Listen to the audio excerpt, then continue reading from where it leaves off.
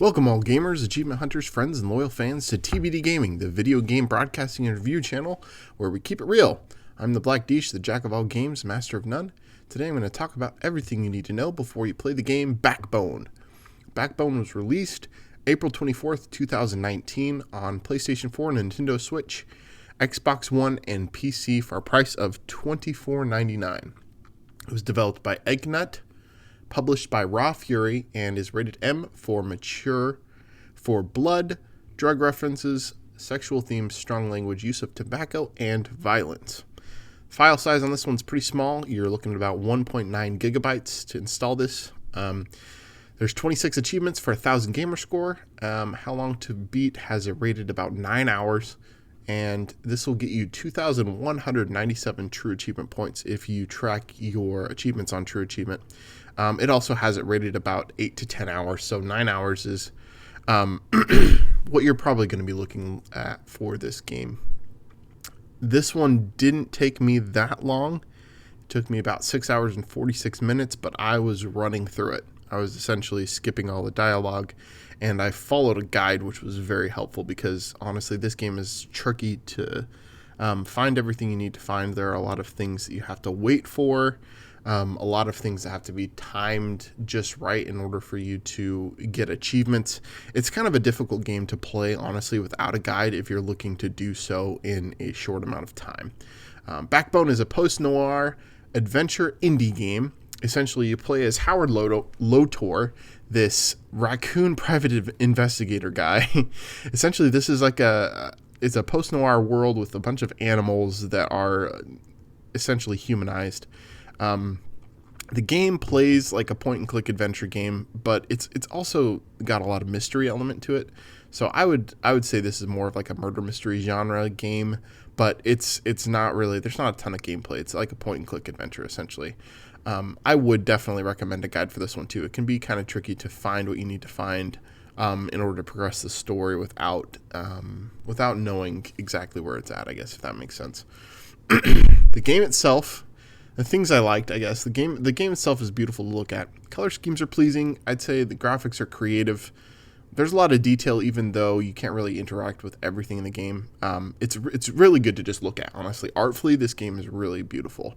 And the concept was really good. I think if the developers worked a little harder on this story, it had a lot of potential. Like, the first couple chapters you play, you'll realize that, wow, this is actually a really good story. But then it seems like the developers just kind of gave up towards the end of the game, which I did not like. That was definitely one of the things on the list of things I did not like. The other cons for this game, the gameplay is a little dull. Like I said, it's a point-and-click adventure, but there's a lot of dialogue. That's something I really would have enjoyed in this game if they had done some voiceover work. It would have been a lot more engaging than having to read the massive amount of text that you have to read in order to play this game. Seriously, like the entire game is just like clicking through dialogue. So I feel like that was just kind of a bad gameplay element. It would have been nicer if they could have just put some effort into it and maybe gotten some people to speak to flesh these characters out. I think it would have been a lot better.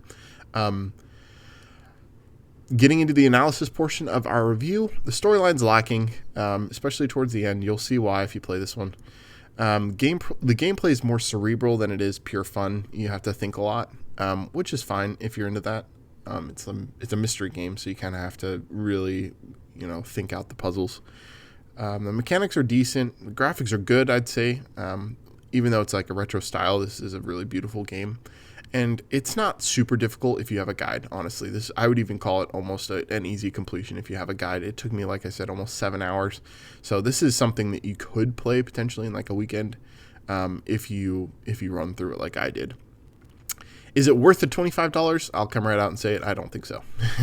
I wouldn't buy this for $25. Thankfully, I played it on Game Pass, but I think I got it right at the tail end of its time on Game Pass. So I usually do that. I'll play games that I see are leaving soon just so I can get the gamer score for them. I would say it's worth the gamer score. If you want to spend 7 hours playing this one for 1,000 gamer score, I think it's pretty worth it. Easy completion. Like I said, if you have a guide, you could blow through it pretty easily. And I don't think I would play this if it didn't have achievements, I would not play Backbone. But if the story was better and they had finished it off properly, and it didn't introduce some elements that were kind of unbelievable, I would have. I think I would have enjoyed this one more. But that's all I've got to say today for the game Backbone. The TBD score is going to be about 5.56, so it's right there, kind of just a run-of-the-mill middle ground game. I hope you enjoyed the video, and if you did, please like and subscribe. If you want more content from me, you can follow me at the Black Dish on Twitch. I appreciate your love and support, and I'll see you next time. Thank you.